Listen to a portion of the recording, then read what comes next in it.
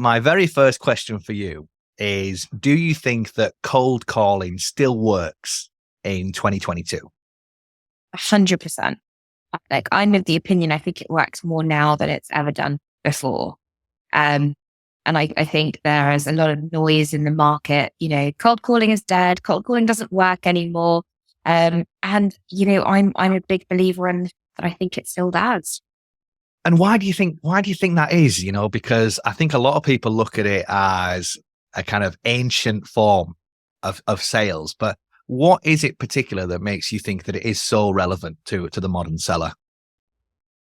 I think there's a number of trends in the industry that have changed, right? So if you look back from COVID, where everyone worked from home and people used to call people at the office and deal with gatekeepers, I think that was the first thing that changed. I think there are other factors, like I think more and more decision makers are becoming more and more decision makers are millennials right now.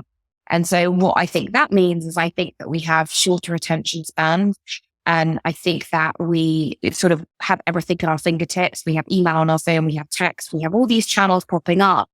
And I think it still works because I think it's harder now to reach people. And I think people are stepping away from what I think is the hardest channel. So I think, there's a number of decision makers that say my LinkedIn inbox is noisy, my email inbox is noisy. No one ever says I get too many cold calls. I've never heard a decision maker say I get too many cold calls.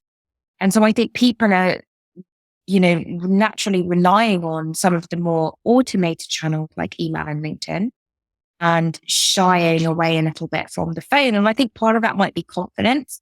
I think part of that might be peer to peer. So, my colleague says, well, phoning doesn't work. So then I don't pick up the phone. Right. So I think there's a little bit of influence like that going on there.